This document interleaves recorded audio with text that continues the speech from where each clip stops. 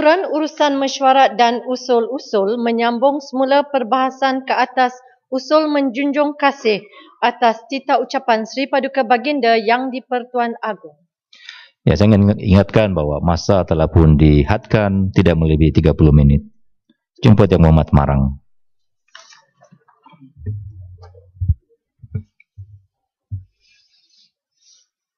Assalamualaikum warahmatullahi wabarakatuh. Alhamdulillahirabbil alamin wa bihi nasta'in. Wassalatu wassalamu ala Rasulillah wa ala alihi wa sahbihi wa man wala. Datuk Yang Pertua, pertama tahniah di atas pemilihan Datuk Yang Pertua dan pembantunya meneruskan tugas mengendalikan Dewan ini. Terima kasih, Muhammad. Bagi meneruskan peluang saya untuk membahaskan titah ucapan Seri Paduka Baginda Yang Pertuan Agong yang merupakan amalan konsep Raja Berperlembagaan. Kerana kita diizinkan untuk membahas titah ucapan mengikut peraturan-peraturan Dewan. Dan sebab itu dalam membahaskan titah ucapan tidak sepatutnya masih lagi menjadi pertikaian. Kerana kita ada peraturan Dewan, standing order. Ada perkara yang boleh dibahas dan ada perkara yang tidak boleh dibahas. Menunjukkan bahawa dalam konsep amalan demokrasi yang selaras dengan Islam, kita tidak boleh menjadikan kerajaan itu maha suci daripada segala sifat kekurangan. Kerana ada kelemahan-kelemahan, ada salah laku yang perlu diperbetulkan. Kerana sebarang kesilapan kerajaan, kesannya bukan sahaja mengenai penyokong-penyokong kerajaan, termasuklah mereka yang tidak menyokong kerajaan. Dalam masa yang sama, kita perlu memahami bahawa seluruh rakyat membayar cukai, membayar bayaran yang diwajibkan. Ketika diambil cukai, tax tidak ditanya kamu penyokong kerajaan ataupun pembangkang. Dan sebab itu apabila sudah selesai pilihan raya, maka amalan adil untuk semua hendaklah dilakukan. Tanpa mengira siapa yang menyokong siapa lagi. Kepada orang Islam, sifat adil adalah sifat wajib bagi Tuhan. Nama kepada Tuhan. Tuhan berlaku adil pada seluruh hamba-hambanya. Termasuk terhadap hambanya yang zalim, mengerjakan maksiat yang jahat. Dia adili juga. Tak dinafikan rezekinya. Adapun hukumannya dikendalikan dengan adil. Bagi orang Islam percaya pada catatan malaikat, saksi-saksi yang ada di keliling dan saksi pada jasadnya sendiri. Adapun hak rezeki, hak kehidupan dilayan dengan adil. Kita baru saja selesai pilihan raya umum. Negara kita menghadapi suasana jerbu. Dan jerbu ada agak berkurangan. Pilihan raya juga ada jerbu. Jerbu pilihan raya. Yang belum lagi berkurangan. Kerana amalan demokrasi yang banyak kekurangan, yang banyak kelemahan di seluruh dunia dalam negara yang mengamalkan demokrasi, dilakukan pembaharuan, reformasi dari semasa ke semasa sehingga menjadi makin baik. Kita melihat di negara kita ini pembaharuan dan islah terhadap demokrasi tidak berlaku dengan cara yang serius, yang sungguh-sungguh. Bila ada pihak yang tidak mahu menerima kekalahan, yang mahu menang selama-lamanya sampai kiamat, itu satu sikap yang tak betul. Di negara-negara dunia, parti-parti politik yang memerintah bergilir. Setelah lama dia memerintah mesti mengalami kelemahan-kelemahan. Bila lemah, rakyat tolak. Dan dia berundur dan dia berehat dulu. Parti lain boleh memerintah. Parti lain memerintah bila lama ada kelemahan. Ditolak oleh rakyat, dia berundur. Parti dulu balik pula memerintah. Ini terus menerus. Peraturan tidak diubah untuk menjamin supaya mendapat kemenangan selama-lamanya. Maka berlakulah salah laku dalam amalan demokrasi. Dan sebab itu dalam perjalanan pilihan raya ini, ada perkara yang kita iktiraf. Ada perkara yang kita tak iktiraf. Oleh kerana itulah kami datang ke sumpah. Kami iktiraf kemenangan ini. Walaupun menghadapi banyak salah laku dan penipuan. Dalam masa yang sama ada perkara yang kita tak iktiraf. Maka berlakunya petition. Bukan saja pihak pembangkang, termasuk pihak kerajaan juga ada petition dia. Menunjukkan kemenangan yang tidak menyenangkan. Kerana masih ada lagi perkara-perkara yang tidak betul di dalam amalan demokrasi. Mengikut konsep demokrasi yang sebenarnya.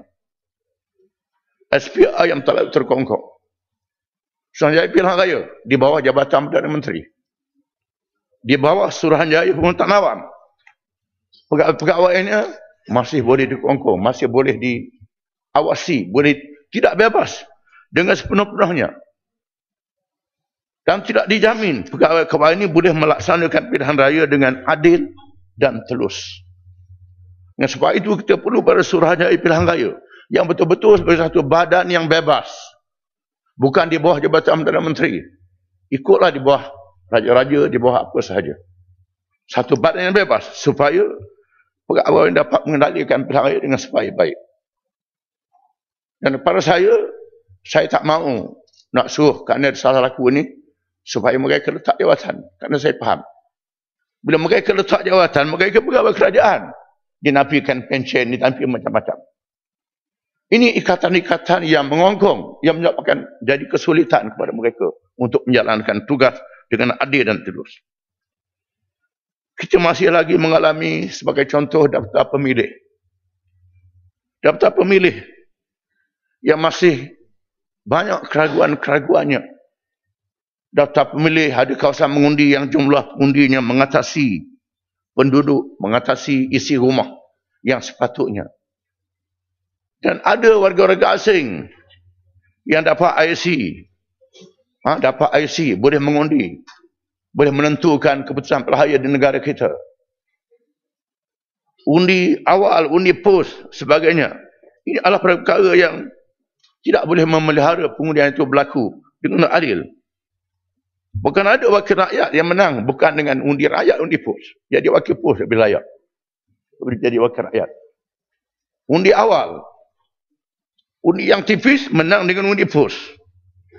Undi yang tidak boleh diawasi, yang tidak boleh dikawal, yang tak jamin ketelusan, tak jamin keadilannya.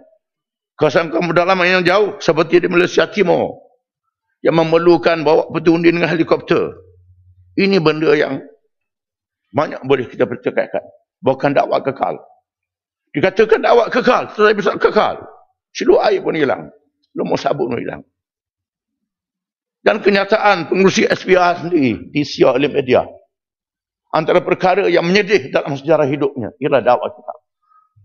Oleh kerana itu, perlu satu tindakan yang berani terhadap dakwah kekal ni. Biar SPR yang masuk siasat. Siapa yang dapat tender yang boleh jadi begini. Jadi selalu macam ini. Dalam amalan demokrasi, bukan sahaja kertas undi, bukan sahaja pengundi, termasuk media. Media adalah saksi kepada kehakiman rakyat. Rakyat yang menjadi hakim perlu mendapat maklumat daripada semua pihak. Bukan maklumat daripada satu pihak sahaja. Dan sebab itu dalam negara yang mengamalkan demokrasi, media cetak dan elektronik diberi peluang kepada semua parti-parti politik yang dibenarkan untuk bertanding pilihan raya. Bahkan dalam masa pilihan raya, TV kerajaan TV swasta. Dia beri peluang untuk debat, untuk dialog daripada semua pemimpin parti politik. Rakyat boleh melihat di seluruh negara, rakyat boleh menyoal. Kalangan ilmuwan, kalangan masyarakat boleh menyoal calon-calon mereka, pemimpin-pemimpin mereka. Dan mereka dapat menilai. Sepatutnya kerajaan jangan takut dalam keizinan ini. Sepatutnya keizinan ini memberi ruang berkerajaan untuk mengetahui kelemahan-kelemahan dan kesilapannya. Kalau dia boleh jawab dengan betul, rakyat boleh hukum dia lagi. Penjelasan. Kalau jawab tak betul, maka rakyat boleh hukum dia. Terima kasih. Penjelasan. Terima kasih, Marang. Tuan Speaker, saya nak merujuk kepada kenyataan yang telah dikeluarkan oleh Marang sebentar tadi, bahawa di antara kelemahan-kelemahan yang dimaksudkan dalam urusan pilihan raya baru-baru ini ialah apabila ada rakyat ataupun warga negara asing boleh mengundi. Jadi bolehkah Yang Berhormat Marang menjelaskan kepada sidang dewan kita pada hari ini, warga negara manakah yang dimaksudkan dan berapakah jumlahnya? Saya cuma ingin menjelaskan berdasarkan pembacaan saya, isu yang timbul tentang warga negara ini ialah warga negara Bangladesh yang disebutkan. Tapi berdasarkan kepada fakta, hanya 113 orang saja warga Bangladesh yang mendapat kerakyatan.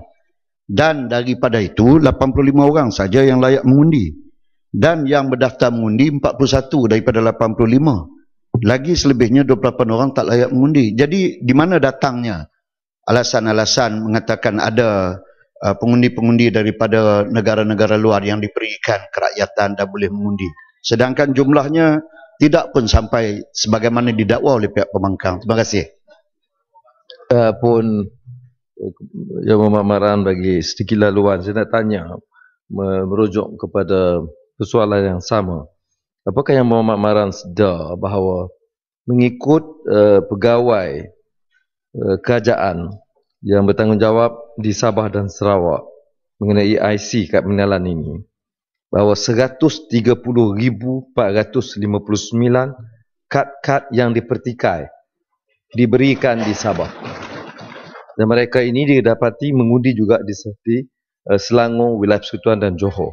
Apakah Yang Berhormat Marang sedar bahawa pengurusi SPR sendiri, Tan Sri Aziz, mengumumkan dalam kenyataan media bahawa beliau sendiri akui ada pertikaian dan persoalan kehadiran 60,673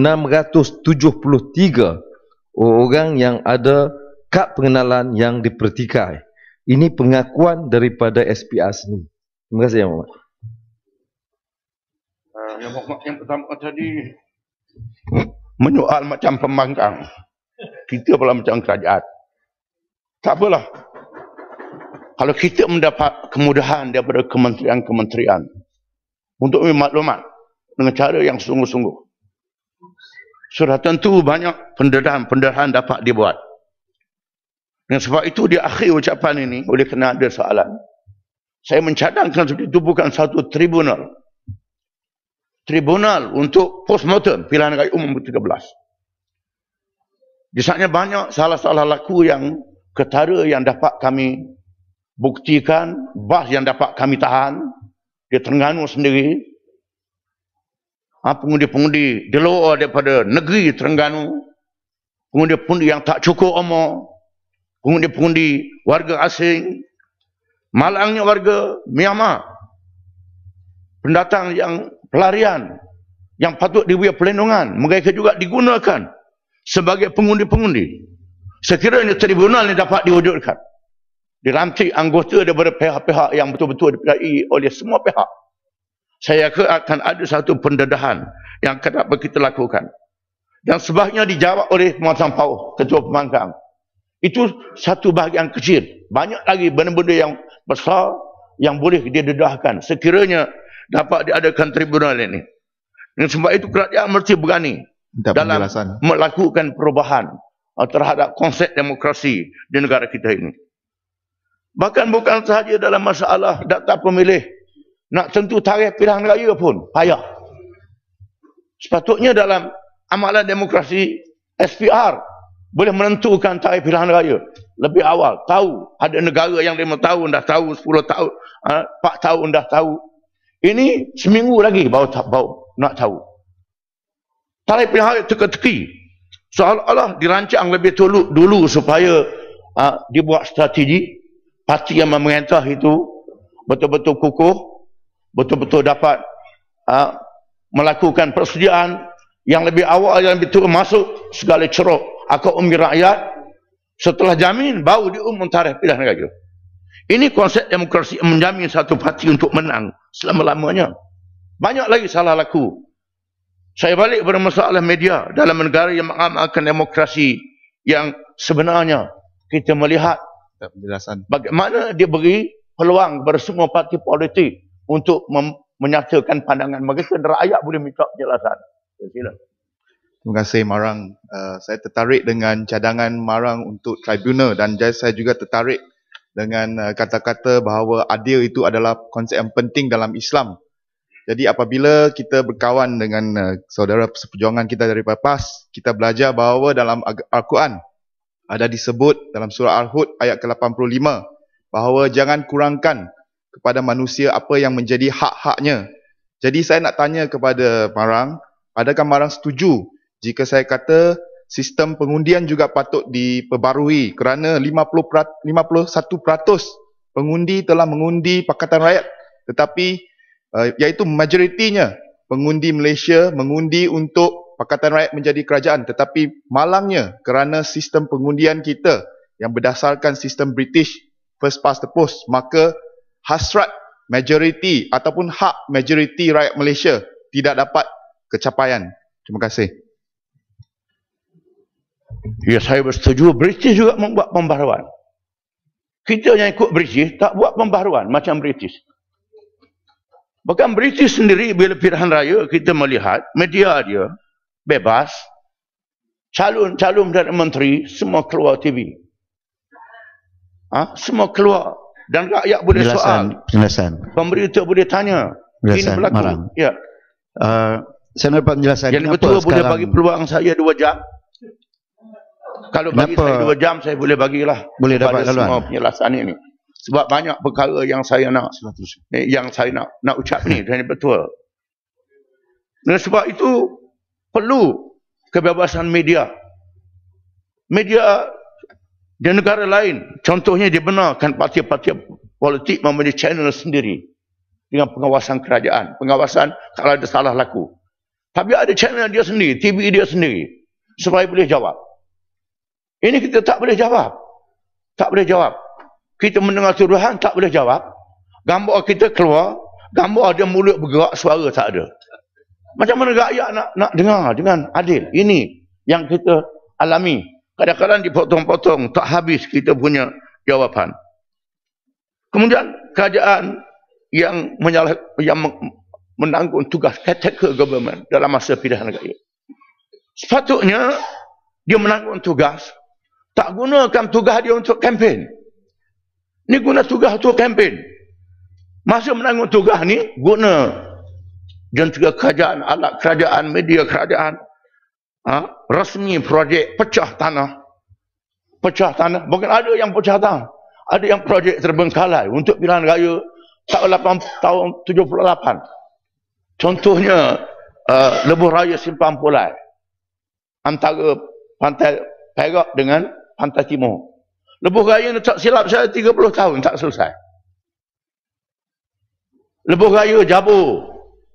Pecah tanah dia pilihan raya tahun 99. Sampai sekarang tak selesai lagi. Lebuh raya ni. Seolah-olah projek ni digunakan untuk poster pilihan raya. Bukan digunakan untuk menunaikan tanggungjawab dengan sepenuhnya. Kemudian politik wang masih berleluasa dalam pilihan raya.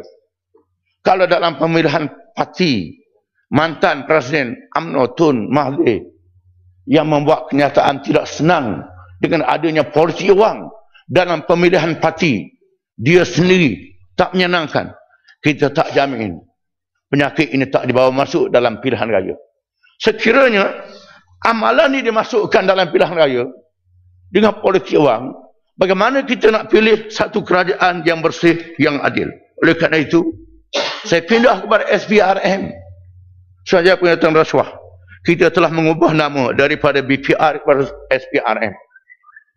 Sebelum-belumnya ubah nama, bukan ubah nama saja. Mesti ubah dia punya jentera perjalanan dia, amalan dia, kuasa dia. Mesti diubah supaya SPRM dapat menjalankan tugas dengan sungguh-sungguh. Perlu dibebaskan daripada belenggu untuk bertindak dengan adil dan berkesan tersendiri dalam bidang kuasa dia. Tidak ada gangguan, tak lagi di bawah jabatan Perdana Menteri.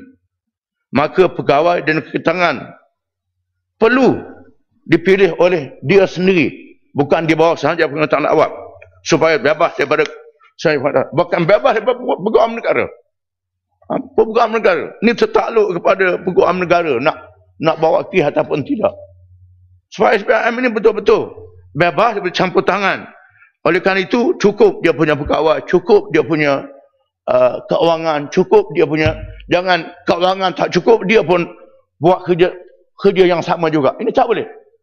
Cukup keuangan dia, cukup kaki tangan dia, cukup bebas campur tangan.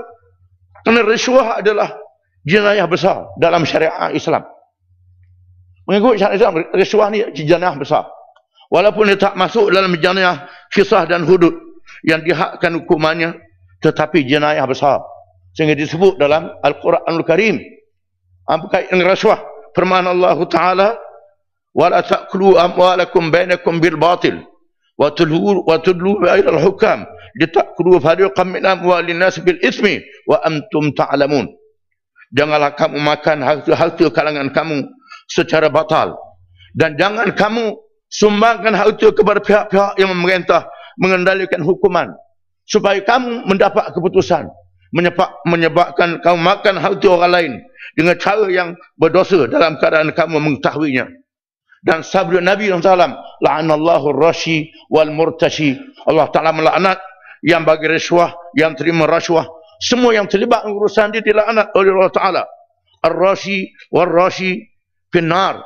Yang bagi rasuah, terima rasuah, semua dalam neraka. Menunjukkan betapa besarnya rasuah ni dalam Islam. Dan Islam mempunyai aspek bukan sahaja undang-undang lahir, termasuk aspek spiritual, perhitungan dosa dan pahala. Seorang yang rasuah walaupun dilepas daripada tindakan undang-undang manusia, tetapi tak dapat daripada undang-undang Tuhan, tindakan Tuhan di hari kiamat. Dan sebab itu dia lebih mendidik daripada undang-undang yang biasa. Dan sebab itu alangkah baiknya sekiranya dia dimasukkan di dalam undang-undang syariah, undang-undang syariah yang dia beri kuasa yang lebih, tidak lagi di peraturan jadual 9 yang terhad, supaya hukuman yang bijaksana. Kan rasuah ni berbeza-beza, ada yang ikan jerung, ada yang ikan bilis. Dengan sebab itu ikan jerung tu hukumannya lebih berat, yang bilis ni hukuman lebih ringan. Jangan boleh bertindak ikan bilis saja, yang jerung dibiarkan. Ini tak boleh. Dengan sebab itu kita mengharapkan supaya perkara yang dapat disayangkan sebaiknya. Dan untuk menjamin, kita harap supaya menteri-menteri terlebih dahulu isytihar harta. Harta sebelum itu hak dia.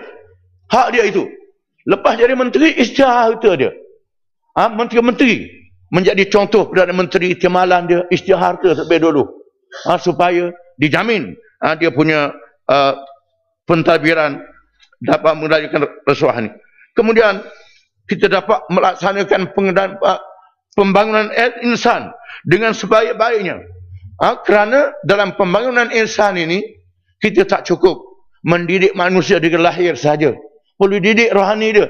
Di sinilah peranan bahagian agama, jabatan Perdana Menteri untuk membina roh insan dengan agenda-agenda dia yang lebih luas. Kita masih lagi warisan British.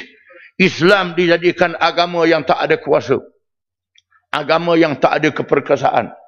Dengan sebab itu perlu diberi keperkasaan kepada Islam di dalam mengendalikan urusan negara. Amalan warisan penjajah ni patut kita hapuskan. Amalan yang meminggirkan Islam. Islam hanyalah untuk upacara rasmi, bukan Islam satu agama yang ada kuasa untuk bertindak terhadap mereka yang memerintah yang berkuasa. Kerana kepada Islam Allah Ta'ala mengatasi pihak yang berkuasa.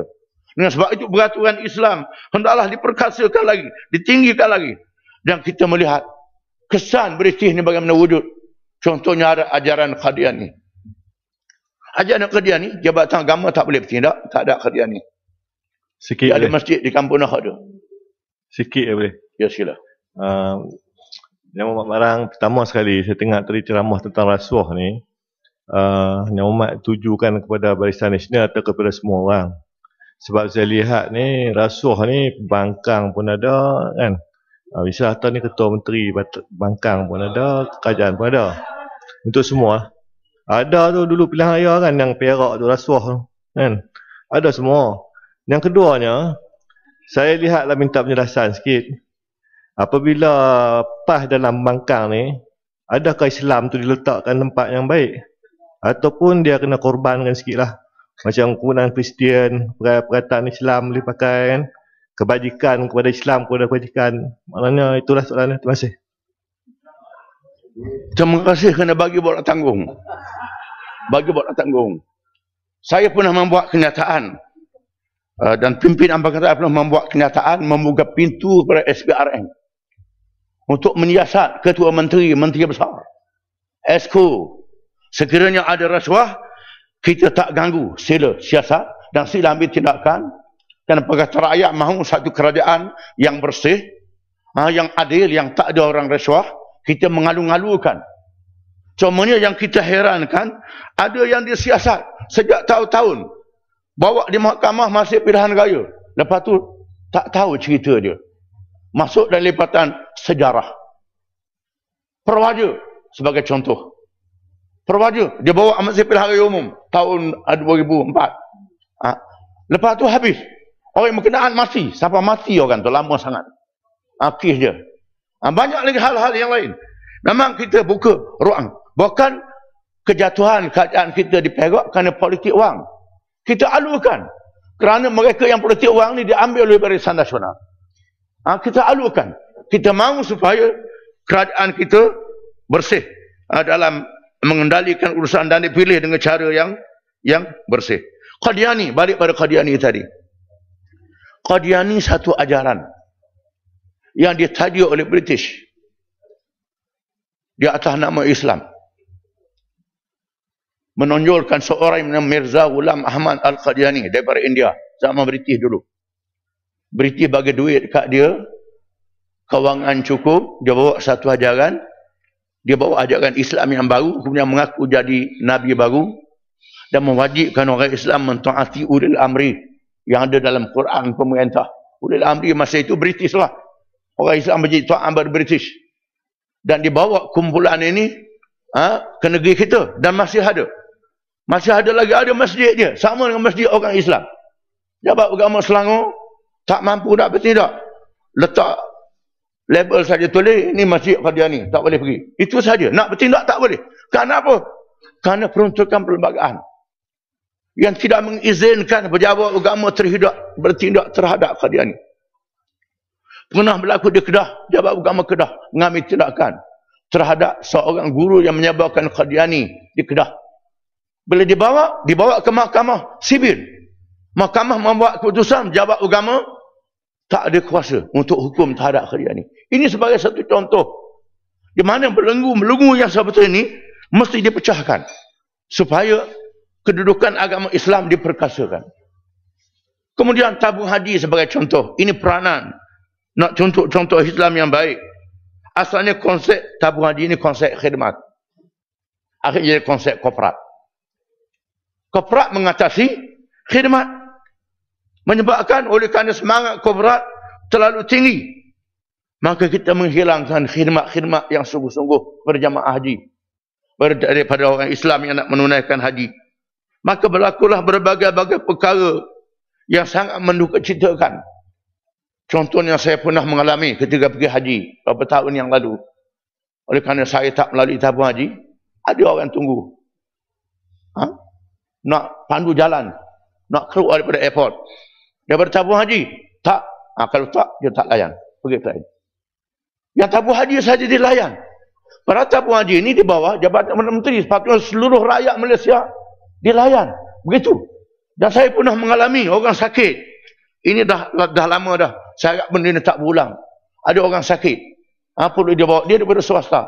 Boleh dia bawa. Dia tanya tabung haji ke tidak. Bukan daripada tabung haji. Tak pernah layan. Terpaksa pergi dekat rombongan perubahan Thailand. Ini memalukan kita kalau hal macam ini berlaku. Saya tak maulah. Ini tanggungjawab kerajaan untuk betulkan keadaan-keadaan. 3 minit lagi, Yang Berhormat. 3 minit lagi. 3 minit. Dalam masa 3 minit ini saya nak sebut tentang konsep federalisme supaya konsep federalisme diamalkan dengan baik. Pantai Timur masih tak dilayan dengan baik. Malaysia Timur masih tak dilayan dengan baik. Apalagi kalau parti lain, bukan parti yang pusat memerintah. Parti yang pusat memerintah pun begitu juga Malaysia Timur. Konsep federalisme ni hendaklah diamalkan dengan baik. Kita tak mahu jadi Pakistan kepada Bangladesh dan Pakistan.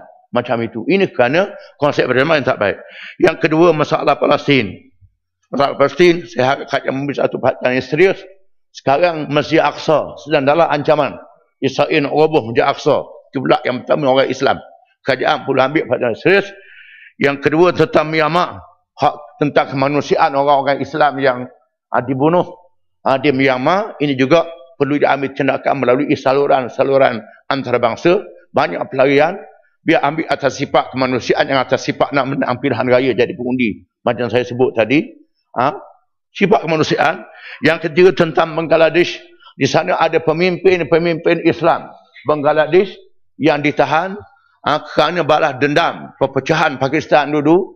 Kerana ada kumpulan ni dia tak sokong Pakistan berpecah. Dia mahu Pakistan bersatu, Pakistan berpecah. Jadi Bangladesh, orang tak setuju ni ditangkap dan dijatuhkan hukuman bunuh. Padahal mereka ikut sama dalam aman dan demokrasi di Bangladesh. Dan kita harap kerajaan Malaysia mengambil langkah kemanusiaan yang serius dalam perkara ini. Sekian, terima kasih Datuk Yang Pertua. Terima kasih.